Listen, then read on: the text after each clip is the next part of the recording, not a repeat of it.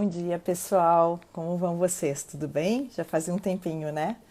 Então, hoje a nossa live vai ser sobre os fatores desencadeantes das crises e a gente estaria aqui com a doutora Natália, mas a doutora Natália teve um imprevisto e não vai poder participar com a gente. Então eu chamei uma outra colega nossa, que é a doutora Júlia, que deve estar daqui a pouquinho, deve estar entrando aqui já comigo, para a gente poder conversar um pouquinho sobre isso.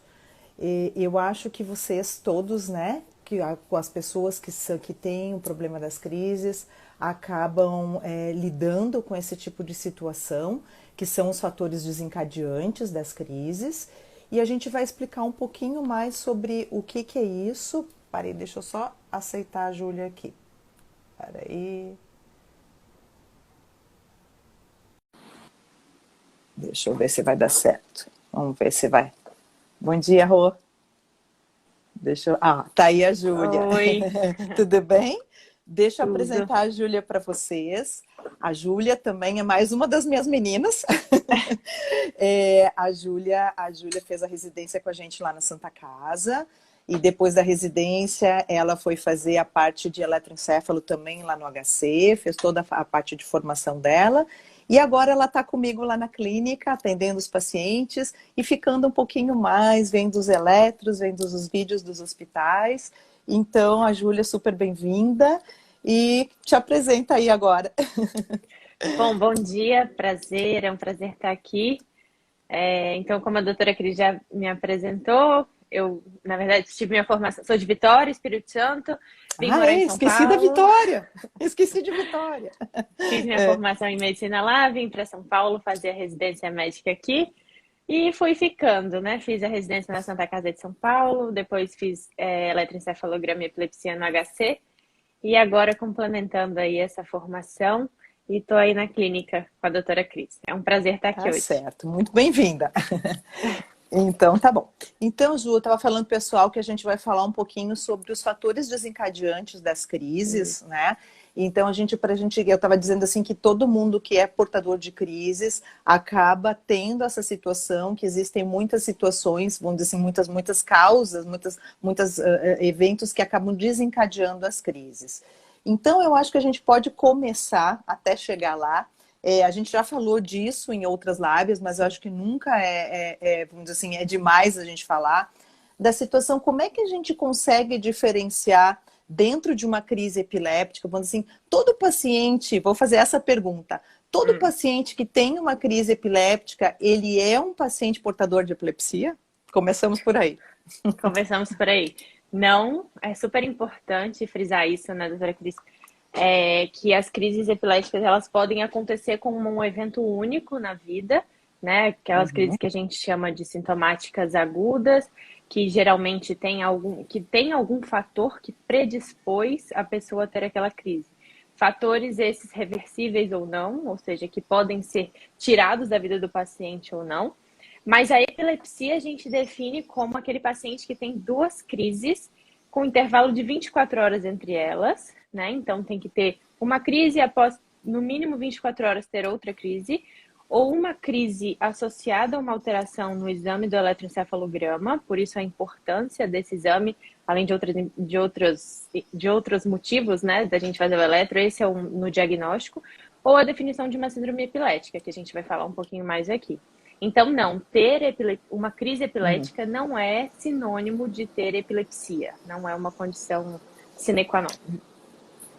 Sine qua non, justamente. Então, é assim, às vezes as pessoas podem ter uma crise, assim, decorrentes de situações, ou que, por exemplo, muito comum, tomou uma medicação, às vezes algum antibiótico, alguma coisa, algum outro dia eu tive um paciente que foi por uso de fluoxetina, né? Então, um paciente que fazia um tratamento psiquiátrico e acabou tomando a fluoxetina e teve uma crise epiléptica e nunca mais teve nada, com os Sim, exames todos normais. Então a gente diz assim que muito provavelmente aquela crise foi sintomática ao uso daquele medicamento.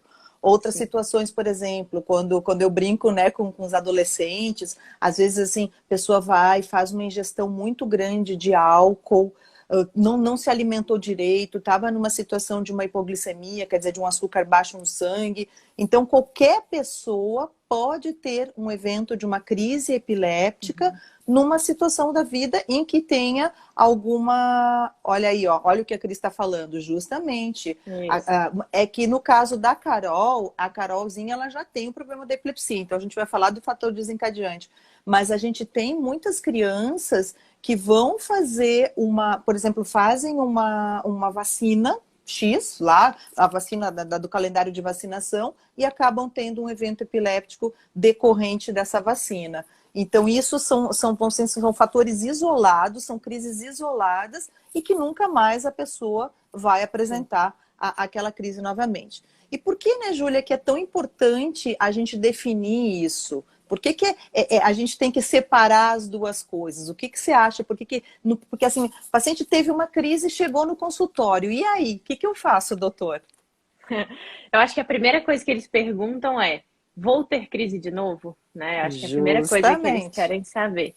Vou ter crise de novo? Acho que o principal aqui é, primeiro, definir se a gente vai tratar ou não, né? Saber o que a gente vai explicar para o paciente, do tipo, se ele tem chance de recorrer daquelas crises, né? Então, se for, é importante a gente definir aqui, se a gente conseguir associar, definir um fator muito bem explicado que tenha desencadeado aquela crise, então, por exemplo, como você falou, ter tomado alguma medicação, uma situação de hipoglicemia, ou uma ingesta maior de álcool, né?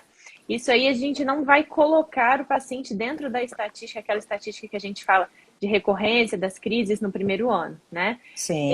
Então, a principal importância primeiro, da investigação, de prosseguir a investigação, se a gente acha que aquilo ali fecha para um diagnóstico de epilepsia, investigar do ponto de vista genético, quando indicado, fazer um exame de imagem, etc. E principalmente de tratamento, né? E até para a orientação do paciente, dos cuidados de vida que ele vai ter que ter daqui para frente, né? Então, tudo isso, claro. vai impactar. Então, eu acho que essa é a maior, vamos dizer assim, é o ponto mais importante, né? A pessoa teve uma crise, ela chega no nosso consultório, muitas vezes ela acaba nem vindo para o neurologista. A falar nisso, parabéns a todos os meus colegas. Ontem foi o dia 15 de outubro, para quem não sabe, é o dia agora, tem dia para tudo, é o dia do neurologista, junto com o dia do professor, né? Então, a gente aí tá duplamente homenageado, eu acho que é muito legal. Sim. Bom, voltando. Então, assim, o paciente chega no consultório da gente, bom, doutor, e agora? Eu vou ter crise de novo? Qual é a chance que eu tenho de ter um novo episódio? Então, a gente vai falar um pouquinho também disso, né? Qual é o risco de recorrência? Então, como a Júlia falou, a epilepsia, na realidade, ela se define quando? Quando o paciente apresenta quando a pessoa, no caso, apresenta essas crises, uma crise epiléptica, que pode ser convulsiva ou não, que a gente vai falar um pouquinho disso depois, num intervalo de 24 horas, quer dizer, com pelo menos... Se a pessoa teve 10 crises, 5 crises no mesmo dia, nas 24 horas, a gente considera como se fosse uma só, entendeu? Agora, essa pessoa, ela teve uma crise e não tem nenhum fator desencadeante por trás, a gente não consegue definir nada que possa ter sido, vamos dizer assim, o vilão, né, que possa ter justificado a ocorrência dessa crise. Bom, aí a gente já acende a luzinha vermelha. Então a pessoa teve uma crise que a gente chama de espontânea, sem um fator desencadeante por trás, né, Julia? Isso. Isso é super importante, porque é o que a gente está dizendo aqui. Isso vai definir a nossa conduta a partir de então, justamente, né? Para a gente entender melhor quais vão ser os próximos passos daqui para frente na investigação do paciente, se ele vai precisar de um tratamento ou não. Que aí é a segunda pergunta, né? O risco de recorrência. E segunda pergunta, eu preciso tratar esse paciente ou não? Tá? É claro, gente, que um paciente mesmo assim, pelo menos, eu não sei tu, Julia, mas assim, se uma pessoa tem uma crise e chega no nosso consultório, com certeza que essa pessoa vai, a não ser que você tenha um fator mas assim, essa pessoa vai acabar fazendo um eletroencefalograma, essa pessoa vai fazer uma investigação, porque a gente tem que dizer, tudo bem, pode ter até tido um fator desencadeante, mas quem jura que não tenha alguma outra coisa por trás? Então, assim, aí nós temos a situação seguinte, então a pessoa teve um evento epiléptico, teve uma crise, e aí chegou no consultório. Bom, que a gente vai fazer? A gente vai fazer os exames, a gente vai fazer a ressonância, vai fazer o eletro, vai fazer a tomo, o que precisar fazer. Fazemos esse exame. E aí, quando que eu vou tratar esse paciente? Quando que esse paciente vai precisar de um tratamento? Então, aí tem várias vertentes, né? Mas primeiro que isso até tem algumas recomendações de que essa análise, essa definição de quando tratar seria muito individualizada. Por exemplo, numa situação, se o paciente teve uma crise, mas a gente consegue explicar que aquela crise foi por conta de algum fator estrutural dentro do cérebro, por exemplo, um tumor ou algum AVC.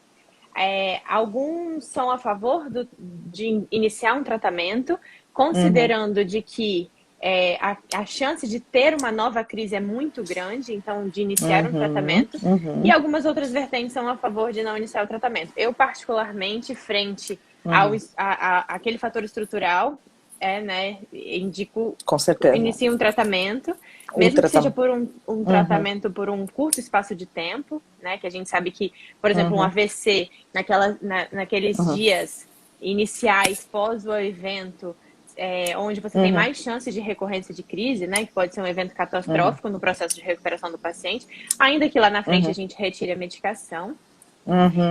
E daqueles pacientes que a gente já sabe que tiveram 2 crises com intervalo de 24 horas, ou teve uma crise com alguma alteração no eletroencefalograma, é mandatório iniciar o tratamento, né? Mas claro que antes disso a eu gente acho assim. Pode falar. Não, pode falar. Não, pode falar. Não, pode falar. Eu ia. Não, antes disso a gente passa. Ah, tá, não. Não, o que eu acho assim que acho que é importante a gente parar um pouquinho aqui para explicar uma situação.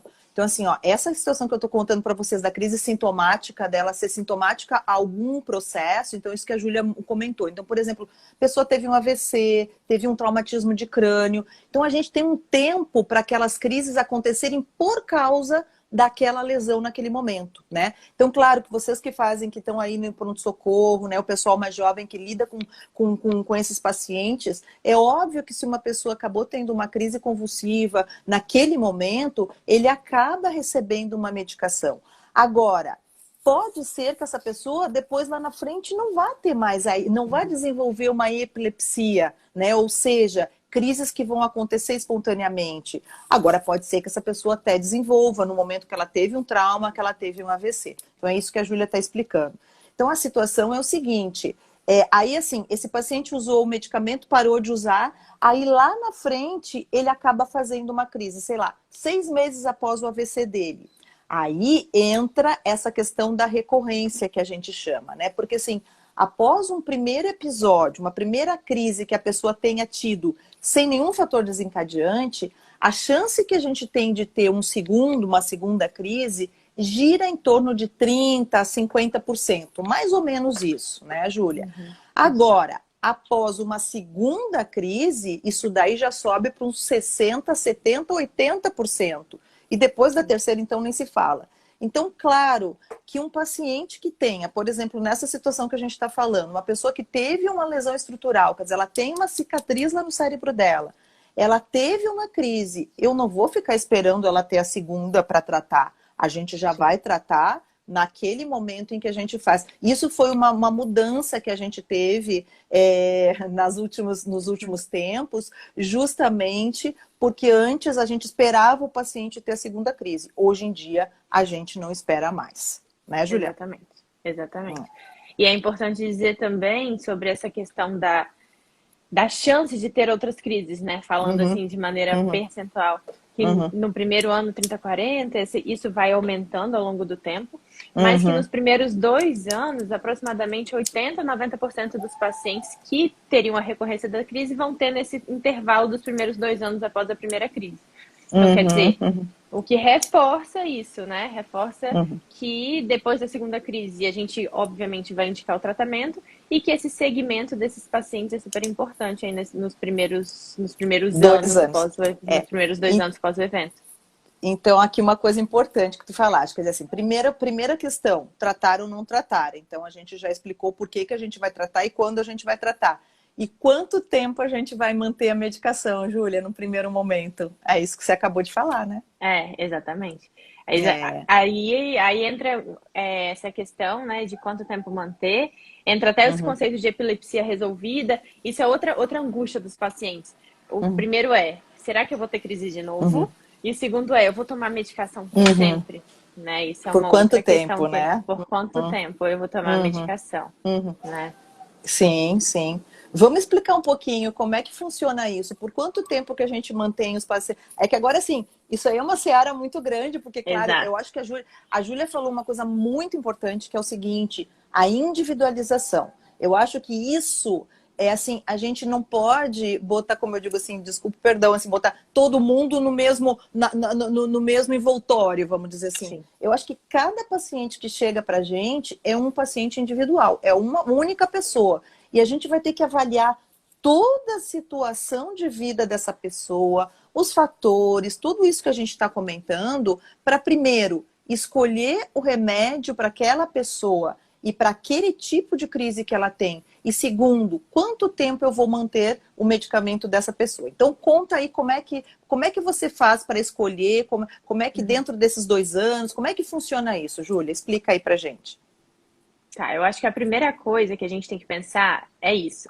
Ninguém na medicina, assim, em qualquer situação, e principalmente na epilepsia, ninguém é igual a ninguém. Então, tudo vai depender de qual é o diagnóstico, né? De qual tipo de crise aquele paciente tem. Essa decisão passa até pela questão laboral do paciente. Às vezes é um paciente que trabalha com uma Sim. atividade de risco e a gente não pode correr o risco dele ter uma crise, então de suspender a medicação, né? Então, Uhum, a indicação do tratamento acho que já está bem estabelecida. Aí, por quanto tempo manter?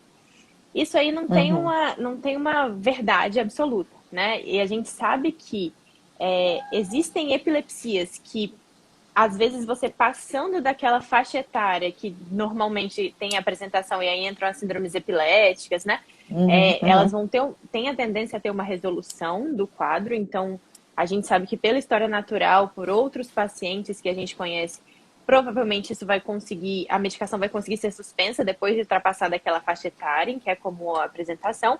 Tem uhum, outras epilepsias, outras síndromes epiléticas que são mais graves, que a gente sabe que a gente nunca vai conseguir suspender o tratamento, e alguns outros pacientes que acabam uhum. evoluindo bem ao longo do tratamento e acabam não tendo recorrência de crise. Mas, assim, para a gente falar de uma forma objetiva, o que a gente considera epilepsia resolvida? Eu nem gosto muito desse termo, porque a gente sabe que é Hum. uma doença.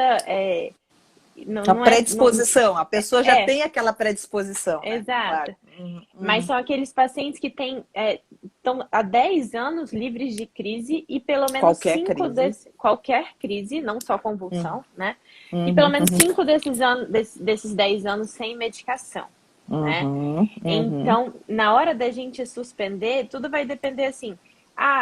Será que esse paciente, as crises antes eram porque ele estava exposto a um fator que hoje em dia não existe mais? Por exemplo, aqui, um tumor.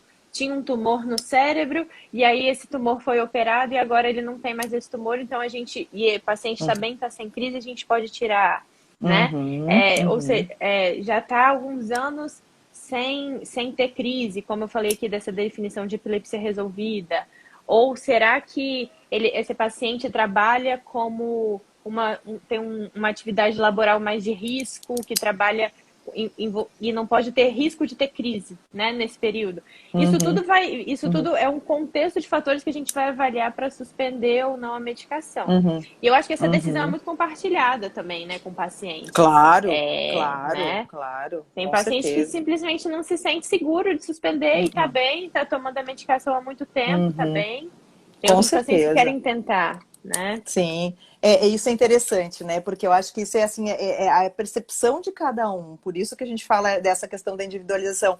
Então tem muitas pessoas que assim que não querem, tá? Que ficam pressionando, tipo, doutora, dá para tirar, né? E outros não, doutora, eu não quero tirar, eu tenho receio. Então eu acho que mais uma vez a questão da individualização.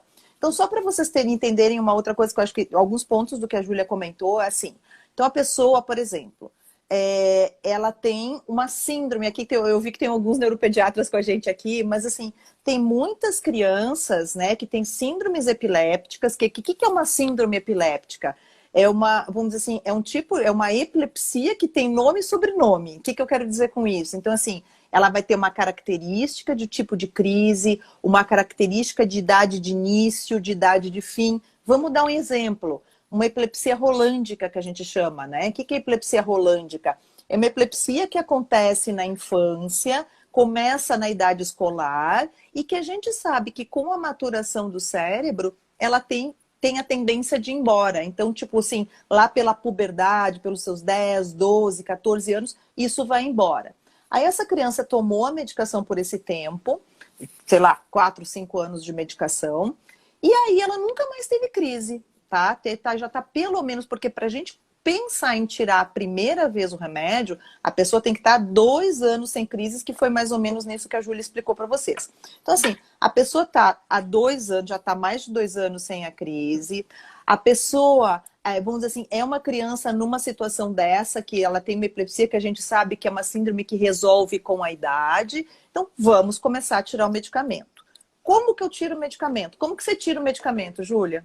Fala pro pessoal. Você sempre... Eu digo assim, como é o jeitinho que você faz para tirar o remédio?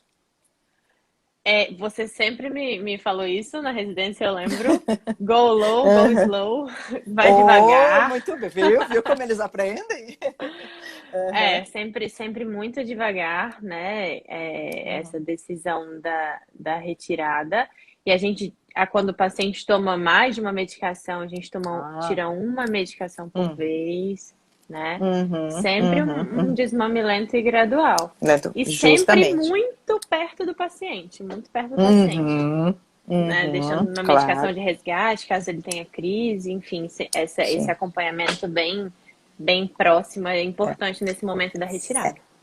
E isso é uma coisa que tu falaste agora em vários medicamentos, né? E às vezes também quando a gente está fazendo a troca de medicamento, né? Então você, por exemplo, você está com um remédio que quer trocar porque o paciente teve um efeito colateral. Então, às vezes, nessa troca a gente também tem que ter muito cuidado, porque é uma hora que você está baixando um e subindo o outro. Então, eu tenho que deixar muitas vezes essa pessoa com 2 medicações para depois começar a baixar, tá? Sim. Então, assim... Então, vamos lá. Então, assim, a gente começou a retirar o remédio dessa pessoa. Então, a gente vai retirar devagar. Geralmente, a gente tira aí em torno de 25% do medicamento por mês. E tudo vai depender, principalmente, gente, do tipo de remédio que essa pessoa está tomando. Sim. Se ela está tomando um levetiracetam, se ela está tomando uma carba, uma ox, é mais fácil. Agora, se a pessoa estiver tomando o fenobarbital, que é o Gardenal... Aí é problema, né? Por quê? Conta, Júlia, por que é problema tirar Gardenal? A gente estava comentando isso esses dias até, né? Primeiro que ele controla muito bem as crises, mais do que a gente tem essa dimensão. Às vezes a gente tira o paciente, tem recorrência das crises. E segundo que os pacientes, eles podem ter muita crise... com a retirada da medicação, se essa retirada é rápida. Rebote, né? Rebote. Isso. Então, mais do que nunca, com o fenobarbital, a gente precisa de ir devagar, bem devagar, muito mais do que com as outras medicações, por conta dessas crises de rebote que os pacientes têm. Então, acho que o que é importante de entender é que várias medicações, mas as medicações anticrise, né, para epilepsia, elas são medicações que elas agem ao longo de um tempo, você não vai suspender de uma hora para outra, porque elas estão ainda agindo no seu organismo, né? Então, todas essas medicações a gente não pode suspender da noite para o dia. A gente vai suspendendo de forma lenta e gradual. E gradual, justamente. Então, ontem eu vi um paciente que foi justamente assim, ontem não, quinta-feira. O que aconteceu? O médico tirou abruptamente a medicação dele, quer dizer, bum, de uma hora para outra parou de dar, não era nem fenobarbital, era outra medicação. E isso é um erro, assim, muito grande, porque a pessoa acaba podendo ter, ela nem teria a crise e acaba tendo a crise por conta dessa retirada muito abrupta, né? Então, isso eu acho que é algo muito importante. E se o paciente a pessoa tiver com mais de um medicamento, então aí é outra situação, né? Que você vai ter que fazer, então, primeiro a retirada de um, depois a gente vai fazendo esse desmame aos pouquinhos. Então, isso é uma coisa importante. Então, a gente tirou o remédio do paciente, Ele ficou lindo, maravilhoso. Ótimo, graças a Deus, tá ótimo, vamos só observar. A gente vai fazer um eletro daqui a um tempo, vamos ver o que acontece. Agora, a pessoa teve recorrência de crise. Então, assim, eu tirei, às vezes assim, a gente está quase no finzinho e pumba, acaba tendo uma crise. Então, aí, o que a gente vai ter que fazer com esse paciente? A gente vai precisar deixar, a gente zera o tempo e vai precisar deixar essa pessoa mais 5 anos com a medicação, né? Aí a gente vai tentar esse desmame de novo. Se nesses 5 anos ele não teve nenhuma crise, vou tentar tirar de novo. Tentei, se claro, tentar tirar de novo, se o paciente quiser, se a família quiser, tudo numa combinação aqui entre todo mundo. Tirou, teve crise de novo, aí esquece. Porque aí, assim, aí a chance de recorrência é muito maior. Então, a pessoa que vai ter que ficar tomando a medicação. E eu acho que, assim, né, Julia, isso é uma outra coisa importante. Às vezes, puxa, doutora, vou ter que ficar tomando esse remédio pro resto da vida. Por exemplo, em casos de epilepsia mioclônica juvenil, que a gente já falou bastante em outras situações, a gente sabe que ela controla, na grande maioria das vezes, ela controla super bem, mas na hora que a gente tenta tirar o remédio, né, Julia, acaba tendo a crise.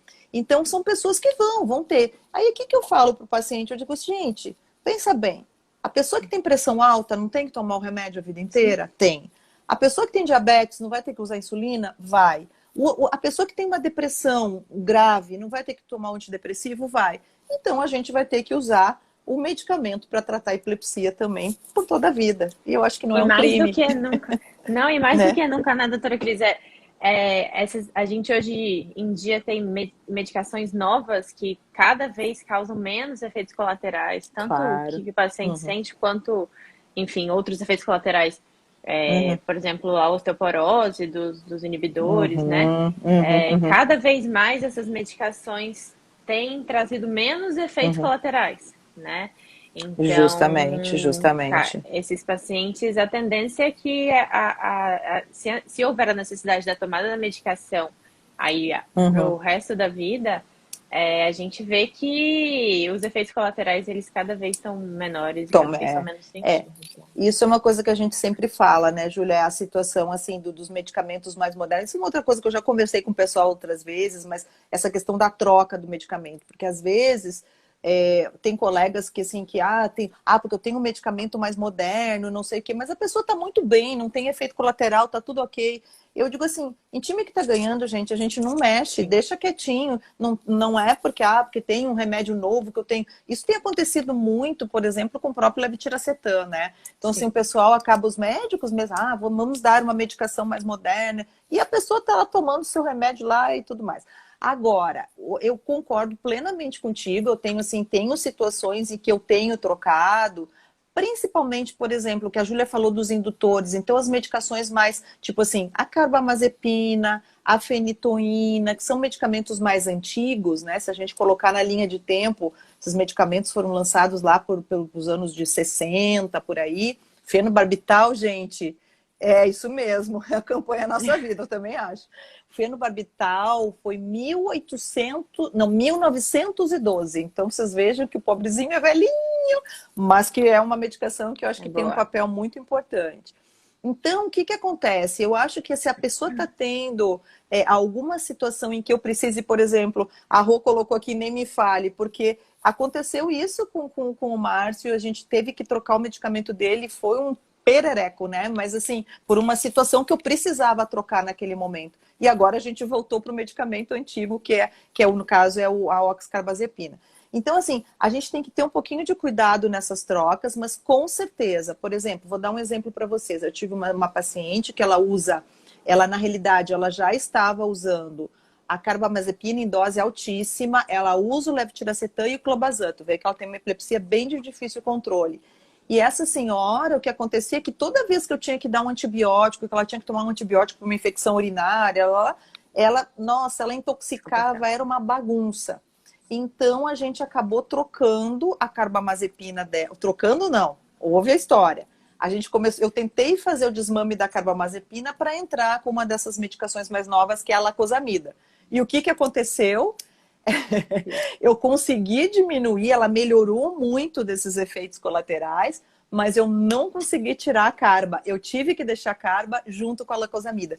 Então, assim, é aquelas coisas assim, meio de que eu brinco, né? Meio poção mágica. Tu tem que saber mexer com esses remédios para melhorar cada vez mais a qualidade de vida das pessoas, mas, claro, não colocando em risco a situação da pessoa poder apresentar uma crise, né, Julia? Sim, com certeza, com certeza. É isso. Que você sempre me ensinou também. Essas medicações novas, elas não são melhores ou piores do que as que já existem. Assim como tudo é uma indicação bem individualizada, mas que a gente sabe que a grande vantagem delas é a menor interação com outras medicações, né? Menor chance de efeitos colaterais. Mas não existe uma Sim, medicação milagrosa ou uma sim. medicação que seja melhor para todo mundo. Não, Essa escolha é muito individualizada. não. Mais uma vez a individualização, né? Então, assim, é isso que a Júlia falou, quer dizer, assim, não é que esses remédios novos eles sejam mais eficazes, que eles controlem melhor as crises. Não, eles não controlam, eles estão pelo menos iguais ou às vezes até inferiores, alguns deles, às medicações mais antigas. Porém, eles têm um melhor perfil, né? Então, assim, eles dão, como a Júlia falou, eles dão menos osteoporose, eles dão menos, você sabe, tem muitas crianças aí que acabam usando politerapia. E o que é politerapia? Vários remédios juntos. E aí a pessoa pode fazer hipotireoidismo, né? Que é a tireoide fica meio fraca. Fraca não, mas preguiçosa, como vocês chamam. E aí a gente tem que repor o hormônio. Então, assim, são situações que a gente precisa estar atento. A reposição da vitamina D é importantíssima nas pessoas que tomam a carbamazepina, que é o Tegretol, que tomam a Ox, que tomam a fenitoína e o fenobarbital. Então Alteração de a gente colesterol também, né? alteração Perfil de lipídico. colesterol, né? E uma coisa que é a gente muitas vezes acaba começando a tratar as crianças, só que as crianças vão crescendo e depois os Adultos. adultos vão envelhecendo. E a gente se preocupa ainda mais com essas questões, né, Júlia? Conta um pouquinho da osteoporose nessas situações, por que ela é tão. Qual que é o prejuízo que a gente tem com a osteoporose, Ju? Então, acho que a osteoporose a gente se preocupa muito em Uhum, pessoas não epiléticas, né? Mas assim, em epiléticos, por quê? Tem alguns motivos. Primeiro que as medicações indutoras, elas atrapalham o metabolismo, né? Da vitamina D e uhum, do cálcio, que são responsáveis pela saúde óssea. uhum. E isso, então, principalmente nas mulheres, por conta, no período pós-menopausa, por conta da redução do estrogênio, né? Uhum. A É. gente já sabe que isso é um processo que as mulheres naturalmente acabam sofrendo mais por conta da redução do estrogênio na pós-menopausa. E quando em uso de indutores, de medicações de indutores, fenitoína, carbamazepina, isso é piorado, né?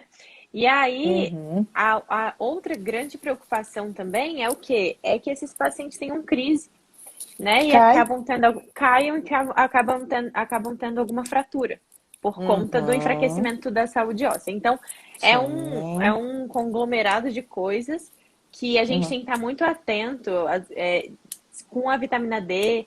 Tem recomendação também de que pacientes acima de 50 anos, mulheres, né, comecem a fazer a densitometria óssea com maior frequência, se fazem uso desses indutores. E a nossa Uhum. tendência é que a gente troque essas medicações indutores depois dos Uhum. 50, 60 anos.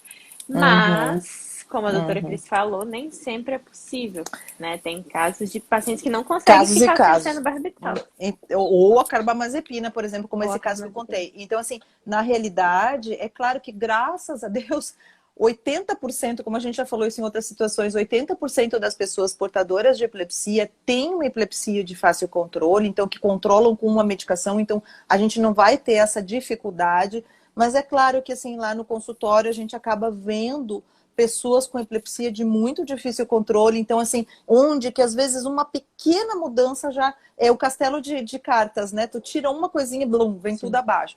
Então a gente tem que ter realmente esse olhar bem amplo em relação. Então, eu acho assim que essa questão da gente tentar repor a vitamina D, o próprio ácido fólico. Muitos de vocês, eu tenho certeza que a gente já repõe o ácido fólico, porque além da questão, então, como eu falei, do hipotireoidismo, da questão da osteoporose, muitos pacientes acabam fazendo uma anemia, acabam fazendo uma baixa dos leucócitos, né, que são as células brancas. Então isso, e uma coisa interessante, gente, é que assim, esses nossos medicamentos que a gente está falando agora, existem muitas outras situações em que você usa essas medicações para tratar outras coisas. Por exemplo, você usa ácido valproico, você usa topiramato, muito utilizado para o tratamento de enxaqueca.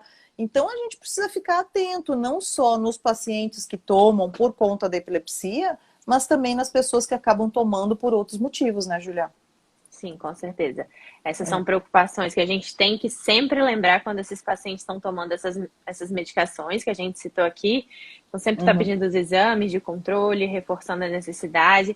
Ainda que às vezes a gente prescreva, às vezes chega paciente no consultório, eventualmente você fala, tá tomando vitamina D? Ah, não tô, parei. Aí você vai dosar, a vitamina D tá super Tá lá baixa. embaixo, né? Ainda mais com essa pandemia, né? Que ninguém toma sol. Ninguém toma sol. Graças a Deus agora as pessoas já estão começando a sair.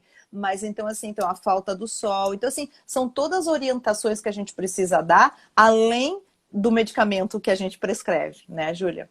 Sim, bom, com certeza. Vamos para uma outra pergunta aqui que eu acho. Então, a gente já falou então dessa questão da taxa de recorrência, de quando que a gente vai tratar o paciente. Agora vamos entrar então na questão dos fatores desencadeantes. Então, eu acho que isso é algo extremamente importante, que faz parte da nossa consulta, porque assim como eu tenho que escolher o medicamento, assim como eu tenho que saber quando iniciar, quando parar, eu tenho que orientar o paciente, a família, quanto a uma série de detalhes que são justamente os fatores desencadeantes. O que são fatores desencadeantes nos portadores de epilepsia? A gente já falou dos fatores desencadeantes lá para o paciente que vai ter uma crise sintomática aguda, mas agora sim, nos nossos pacientes, quais são os fatores desencadeantes? O que são fatores desencadeantes, Júlia? Como o próprio nome diz, fatores desencadeantes são aqueles que predispõem à ocorrência das crises. Então, aqui falando especificamente dos pacientes que têm o diagnóstico de epilepsia, ou seja, que tem uma predisposição até as... A Júlia travou. Pacientes. Tá travado. Agora voltou. Agora voltou. Voltou? Travou, pode falar. Não é uma condição igual para todos os pacientes. Alguns pacientes têm, que é clássico aqui, com forte estímulo, né? Então, quando a gente faz o eletroencefalograma, a gente faz até o forte estímulo para ver se isso desencadeia crise, mas a luzinha piscando e outros pacientes não. É importante a gente ter essa noção e esse discernimento do que são esses fatores desencadeantes para cada paciente, para orientá-los em relação aos cuidados, né? Então, por exemplo, tem criança que tem epilepsia fotossensível, ou seja, que a luz piscando desencadeia crise, e que já teve crise em festa infantil, por exemplo, quando vai, né, e as luzes começam a piscar. Ou então tem aquele caso clássico que aconteceu de crianças que tiveram crise assistindo desenho animado na televisão, porque piscava, a TV piscava e daí elas tinham crise. Vou contar uma história. Vou contar uma história depois que você terminar. E a gente vai falar de crises reflexas também, né? E aí e algumas síndromes têm mais predisposição a ser mais sensível ao fotoestímulo. Tem até a síndrome de Sunflower, que o paciente ele busca, né, a luz para ter crises, né? Enfim. A gente, tu viste um paciente assim comigo, o Gui, né? O Gui, ele na realidade, ele fica estimulando para que faz isso, doutora? Aí é justamente essa situação, né? Sim. Então, assim, a Júlia falou do fotoestímulo. Então, assim, o fotoestímulo, nas pessoas que têm as epilepsias generalizadas idiopáticas, que é justamente essas daí, que é a mioclônica juvenil, a pessoa com crise tônico-clônica, né, que é a convulsão propriamente dita, que tem, assim, às vezes tem um componente familiar associado. Então, a gente já sabe que sabidamente, não, sabidamente essas pessoas, elas têm uma sensibilidade muito grande à luz, né? No caso que pode ser tanto a luz piscante, quanto às vezes intensidade, às vezes essa luz branca, né, acaba. Então, isso a gente precisa detectar e informar o paciente, olha, isso pode acontecer. Então, se a gente faz um eletro e na estimulação a gente vê que ele tem essa sensibilidade maior, a gente tem que, vamos dizer assim, tem que frisar bem isso. Então, assim, muitas vezes a gente tem que advertir. Tem que botar outra coisa. Hoje em dia o pessoal fica ali, né, no celular, de noite, com tudo escuro, e aí no celular aquele estímulo luminoso ali na cama mexendo no celular. Isso é um prato cheio, né? Isso aí é um prato cheio. Criança, videogame, é uma loucura, né? Então a orientação que eu dou é assim, você pode usar o videogame, mas usa um pouco, não fica, evitar aqueles jogos muito, vamos dizer assim, que tem muito violentos, assim, que dão muitos Muito flashes, estímulo luminoso, entendeu? né? Muito estímulo. A história que eu ia contar é o seguinte, eu tenho uma pacientinha que hoje em dia ela foi lá no consultório essa semana, ela tá com 1,80 m, ela tá enorme. E essa menina, ela tinha uma epilepsia generalizada de ausência, tá? E desde pequena e tudo, já estava com seus 8 aninhos por aí, e estava no período de férias. E eles foram no consultório, e aí a gente estava conversando, patati patatá, e eu falei para a mãe, lançou o filme, sei lá, que era um desses daí, eu acho que era aquele que depois eles botaram um alerta que não podia usar, era os nem Indomáveis, como é que é o nome? Que era um que tinha um boneco vermelho que ficava fazendo uma iluminação assim, muito rápida. Era Os Incríveis? Os Incríveis. É, esse daí. E aí, o que aconteceu? Também tinha uma situação que eu acho que não sei se era 3D ou o que era. Bom, resumindo, tu imagina, a criança foi, eu disse, por orientação da médica, quer dizer, eu falei do tal do filme, porque naquela ocasião não tinha saído esse alerta ainda, né? E a menina foi lá e ela passou mal. Ela teve muita crise de ausência e depois até teve uma convulsão.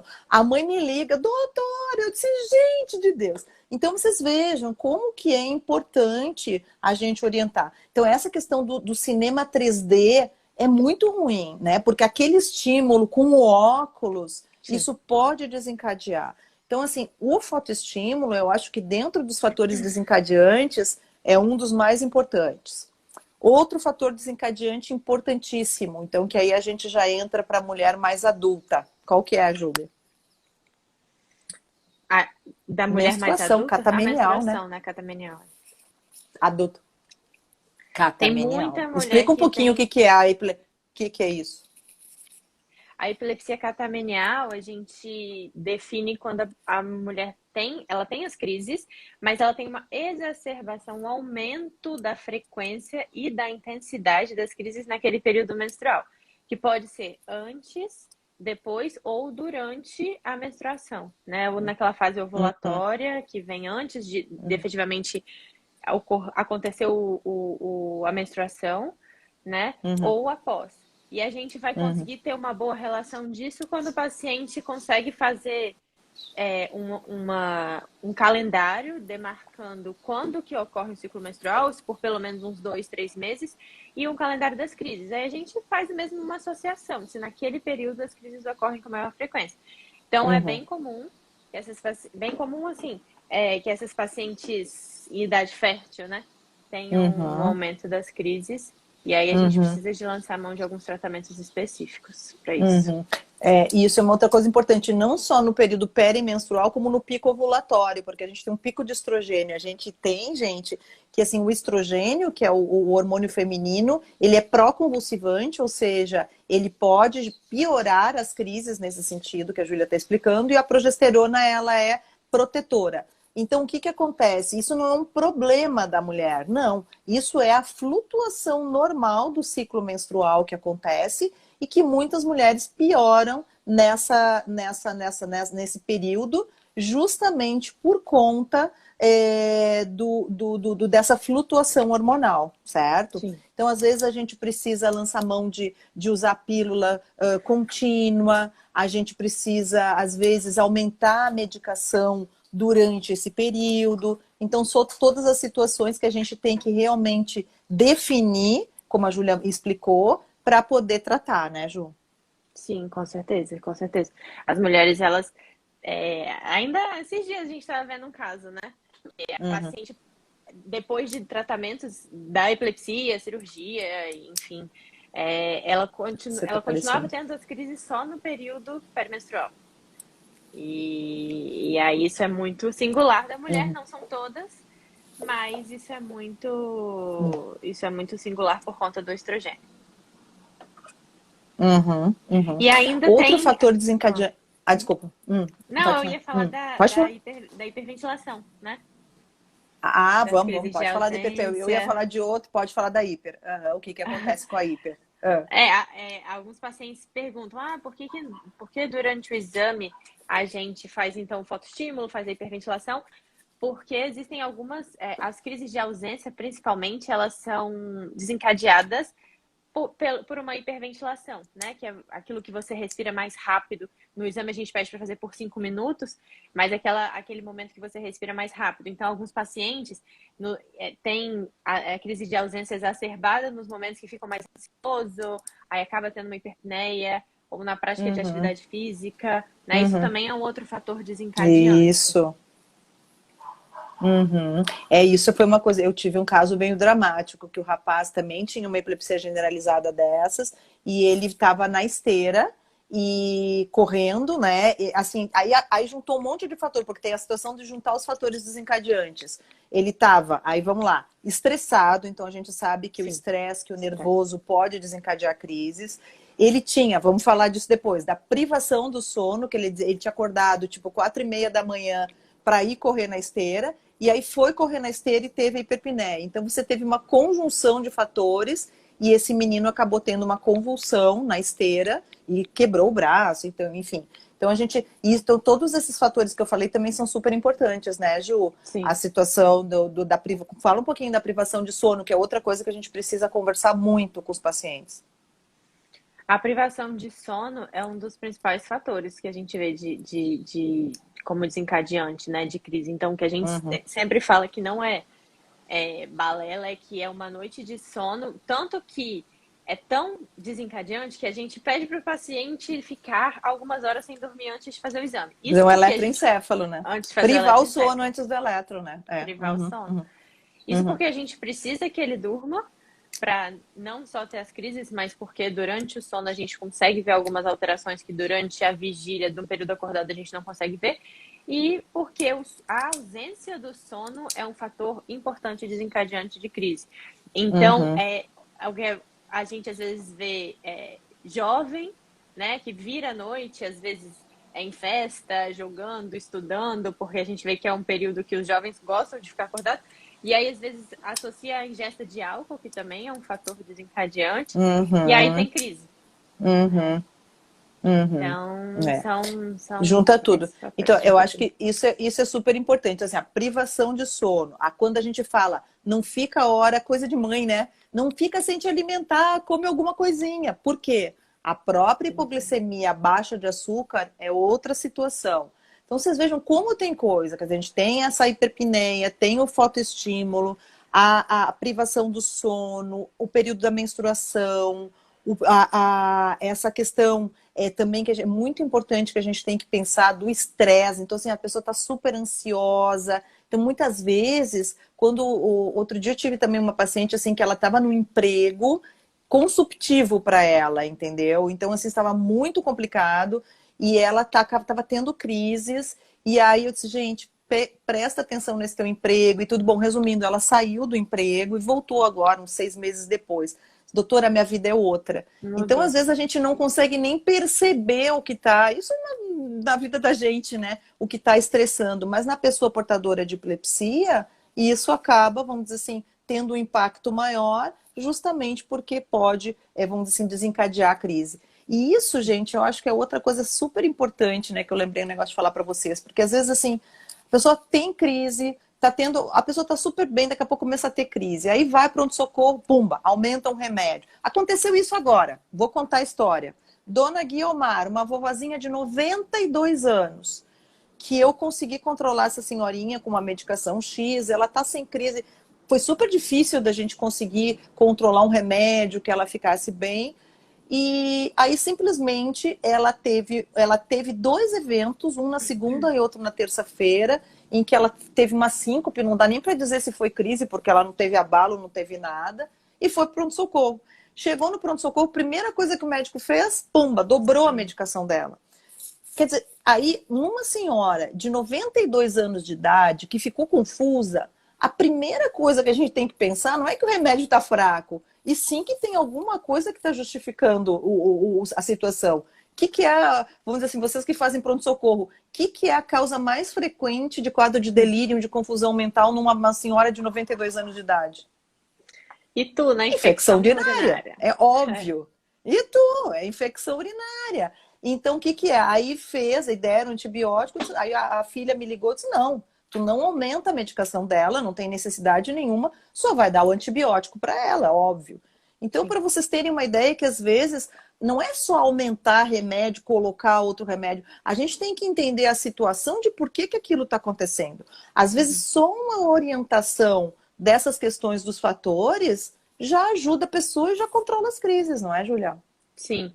E uma coisa que é importante também é que a gente, na consulta, a gente não tem, às vezes, a dimensão de que os pacientes não sabem mesmo, né? As pessoas não sabem Não. quais que são os fatores, né? E a gente, às Sim, vezes, uma simples orientação poupa o paciente da uhum, gente aumentar a medicação, com né? certeza. Com E certeza. isso, E isso, Júlia, é uma situação que a gente sabe que acontece muito, porque quantos e quantos pacientes que vêm reclamando, doutora, o médico nem olhou na minha cara, só é, pegou, prescreveu o remédio e pumba. é, E isso eu sempre falo para vocês, né, Júlia? Eu sempre, durante a residência, a gente sempre comenta isso. Que a gente tem que ouvir, a gente tem que entender o que está acontecendo. Não adianta só pumba, vai lá e prescreve um medicamento. Não. Tem que ver o que pode estar piorando, quais são todos esses fatores para poder orientar. Uma outra coisa importante, né, que a gente não comentou ainda dessa questão dos fatores, é a questão dos horários da medicação. Fala um pouquinho disso, Júlia. nossa, isso é muito, muito, muito frequente, né? Os Uhum, pacientes, às vezes, o horário da medicação e também a posologia, a forma que a gente orienta. Às vezes a gente uhum, fala assim, tomar um comprimido de 8 em 8 horas, 3 vezes ao dia. E aí ele uhum, fala, doutora, eu tô tomando os 3 à noite. Mas não dá no uhum, mesmo, né? Não dá no mesmo uhum, tomar os 3 comprimidos à noite? Não, porque uhum, cada medicação tem a sua forma de ser tomada, tem os seus horários de serem tomados, por conta do metabolismo. Algumas medicações vamos colocar assim, por metabolismo, elas desaparecem mais rápido do sangue e outras medicações demoram mais tempo para desaparecerem do sangue. Então, a gente precisa muito de respeitar esses horários da tomada das medicações, né? Cada medicação tem sua. Às vezes a gente pega também paciente que vem de outro médico uhum, e prescrito a medicação uma vez por dia, sendo que a medicação tem que ser tomada 2 vezes por dia ou 3 vezes por dia, né? Não adianta uhum, querer uhum. condensar tudo em um dia só porque é o mesmo número de comprimidos Um por horário dia, só. em horário só. Então a gente às vezes Uhum, vê que eles preferem tomar a medicação à noite. Vou tomar os três uhum, comprimidos à noite ao invés de tomar de 8 em 8 horas. Aí o que que acontece? Tem a crise uhum, durante o dia, porque é o momento que o sangue uhum. fica Já sem tá lá medicação, embaixo. o nível sérico Uhum, baixa, né? Então isso é um fator uhum, muito comum também, de ter uhum. o horário das tomadas errado da medicação, às vezes nem só o horário da tomada, às vezes a dose, toma a dose errada, ou às vezes falha medicamento, né? Uhum, uhum. Esquece de tomar ou deixa de tomar. Isso é um Isso, fator desencadeante importante. isso é uma coisa importantíssima. E outra coisa, então assim, agora aviso geral. doutora, esqueci de tomar o remédio, o que que eu faço? Que horas você toma o seu medicamento aí? Como é que é a orientação que a gente dá? Tome a medicação assim que lembrar e depois volta para os horários regulares, né? Justamente. Então as pessoas ficam com medo até de tomar, não. Então, por exemplo, assim, então, o remédio tinha que tomar às 8 horas, você esqueceu. Aí sei lá, 10 horas da manhã você lembrou, toma às 10 horas da manhã e depois toma às 8 horas da noite de novo. Você lembrou às 6 da tarde, toma às 6 da tarde e depois toma de novo, entendeu? Para justamente não acontecer isso que a Júlia está comentando, de não cair o nível do remédio no sangue. Isso, agora assim, aproveitando esse gancho, eu acho que, falando um pouquinho das medicações, isso eu acho que também é uma outra, vamos dizer assim, benefício dos medicamentos mais modernos, né? Porque são medicações que elas podem ser tomadas geralmente em 2 tomadas diárias e até 1 tomada diária. E isso acaba facilitando muito a vida do paciente. Porque realmente, gente, eu concordo com vocês. Ficar tomando remédio de 8 em 8 horas, de 6 em 6 horas é muito chato. A chance que a gente tem de esquecer, mesmo colocando o celular lá para tocar, é muito alta. Então, eu acho que essa facilidade de posologia, de você poder usar em 2 tomadas ou até em 1 tomada diária dessas novas medicações, isso também é um fator que ajuda e facilita muito a vida das pessoas, né, Julia? Sim, às vezes nós mesmos, né? Às vezes com antibiótico que é 14 dias, Sim, 8 e 8 sim. horas, a gente esquece de tomar. Acaba Imagina uma esquecendo. medicação para a vida Que inteira. a vida inteira, justamente. Então, acho que isso a gente também tem que pensar na hora de prescrever, né? Que é essa Sim. questão da posologia. Então, assim, isso que a Júlia falou em relação a que às vezes as crises de escape por falta de medicação ou por atraso de medicação, só para Mais vocês comum. terem uma ideia, é a causa mais frequente de estado de mal epiléptico. Um dia a gente podia falar de estado de mal epiléptico, né? Eu acho que é Podemos. interessante, né? Então, assim, quando a gente vai no pronto, o que é o estado, só grosseiramente para vocês entenderem? Estado de mal epiléptico é quando a pessoa acaba tendo uma crise muito prolongada ou uma crise emendando na outra, num paciente, né, na grande maioria das vezes, já sabidamente epiléptico. Ou não, mas assim, depois, quando a gente falar de estado de mal, a gente conta sobre isso. E aí, o que acontece? Justamente, a causa mais frequente é essa, né, Júlia? A pessoa ter esquecido Não ou ter haver esse falhado investimento. ao tratamento, né? Primeira coisa que a gente pergunta. Primeiro, fazer Hum. uma glicemia, né? Uma glicemia capilar. Sim, Mas a segunda sim. coisa é, tá tomando corretamente a medicação? Para a E família, né? para a família, É, porque é a principal causa. é. Alguém já É mandou isso isso? daí. Vixe. É verdade, vixe mesmo. Então a gente tem que cuidar. Olha, então assim, deixa eu só. Bom, ô Júlia, só para a gente terminar, explica o que é uma crise reflexa, só para dentro do contexto dos fatores desencadeantes. Explica a crise reflexa e depois a gente já vai terminar, porque já quase 11h30. Nossa, 1 hora já se foi. A crise reflexa, elas são crises desencadeadas por fatores externos ou fatores internos também. O que são esses fatores externos? Alguns pacientes têm crise reflexa ao se alimentar. Outros com banho de Banho. banho comum também, né? Uhum. Alguns outros pacientes têm uma crise reflexa descrita que quando a gente fala de fator interno, é que é descrito como até o próprio pensamento. Então, alguns pacientes têm desencadeado por leitura, por alguns pensamentos específicos. Isso também pode ser uma crise reflexa. Ou seja, simplificando, são crises que são desencadeadas por fatores externos ou internos, mas muito bem estabelecidos. Então, na maioria das vezes que o paciente se alimenta, ele tem uma crise. Na maioria das vezes que o paciente toma banho, ele tem uma crise, né? Isso é bem descrito. Tenho certeza que tem um monte de mãezinhas aí, eu tenho várias crianças que são isso, principalmente na crise reflexa do banho. E só para terminar, eu com minhas histórias, né? Eu tô que nem velhinho, idoso contando história.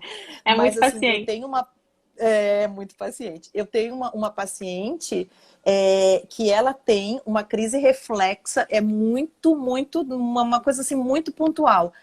Uma determinada música, eu acho que é do Leandro Leonardo, algum cantor sertanejo desses aí. É muito Uma interessante. música, ela tem uma epilepsia de lobo temporal e é uma música. E eu, imagina, que isso aí Aham. que história, que loucura. Aí sabe o que que a gente fez? A gente fez o eletro dela E e eu colocou. coloquei a música. Menina, ela teve uma crise, né? Eu Então, imagino. assim, ela disse que uma outra vez ela foi numa loja, sabe nas lojas que põe música alta, assim, né? Aham. E tocou a música. A menina não teve uma crise dentro da loja. Então, assim, ela tem crises, não são convulsões, ela tem crises só de desligamento, né? E Uhum. ela acaba, então, assim, decorrentes, então, dessa música. Então, é um pouquinho diferente do fator desencadeante, é como se fosse um reflexo mesmo, né? Acaba sendo, mais ou menos, é um fator É um também, fator mas, descrediente. assim, é que é uma coisa específica para aquele tipo de crise, vamos dizer assim, para aquele tipo daquela de individualização daquela pessoa. Sim. Bom, gente, nós vamos ter que terminar por aqui, senão depois ninguém aguenta mais. Mas foi muito legal a gente falar falar disso. Eu acho que aí já tem essa ideia. Não sei o que vocês acham de uma outra vez a gente falar sobre estado de mal epiléptico, porque eu tenho certeza que muita gente nem sabe o que é isso. Eu acho que nós vamos colocar aí na pauta. E eu vou só comentar uma outra situação que eu vou colocar na pauta que eu tive essa semana, que foi uma mãezinha portadora, é que você não estava lá comigo, você não viu, Júlia, hoje, ontem. É uma mãezinha que o filhinho dela é portador de síndrome de Dravet, e eu me arrepio todo só de falar. E essa mãe, assim, ela está numa luta feroz, porque essa criança usa uma medicação, que é o Giacomite, que é uma medicação que é o Estiripentol, que é uma medicação específica para o tratamento de Dravet, e que não existe no Brasil. É uma medicação francesa, que ela me falou que se não me engano, 60 comprimidos custa em torno de R$ 1.200, alguma coisa assim. E ela está numa luta para conseguir a medicação para essa criança, tá tentando de todas as formas. Então eu acho que eu vou, só para contar para vocês, é isso que eu vou botar na pauta também. A gente vai falar um dia só sobre síndrome de Dravet, mas aí não só na síndrome de Dravet, que eu tenho certeza que tem muitas outras mães que acabam tendo essa mesma situação de dificuldade.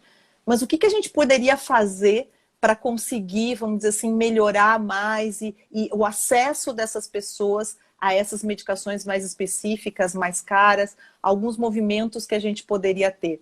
Então, eu queria até que, falando disso para vocês, que vocês colocassem algumas coisas, algumas ideias aí no chat, para a gente poder, de repente, depois, nessa live que a gente fale sobre Dravet, tá discutindo sobre isso. Tá bom, Júlia? Legal, Fala aí um legal. pouquinho. Não, acho que a gente conseguiu englobar bem, né, os principais fatores desencadeantes, crise reflexa, a gente entrou até em tratamento aqui um pouquinho, mas realmente Uhum, a epilepsia é um mundo. E acho que é interessante a gente fazer uma live uhum, sobre uhum, estado com de mal. certeza. Uhum. Ó, a Mônica Sim. está me perguntando, poderia qualquer dia falar sobre a síndrome da Patrícia. Vamos, Mônica, a Patrícia tem uma esclerose tuberosa, que entra também aí, eu acho que com certeza. A gente teve, eu acho que a esclerose tuberosa é algo bem claro, e, graças a Deus não tão frequente, mas a gente pode fazer. Estou anotando, Mônica, pode deixar. Tá bom? Então, assim, é um mundo de coisas que a gente tem para falar, e como a Com Júlia falou, certeza. eu acho que com a experiência que a gente acaba tendo e com a quantidade, eu acho que a gente pode, mais uma vez aqui, aproveitando o dia do neurologista e do professor, né?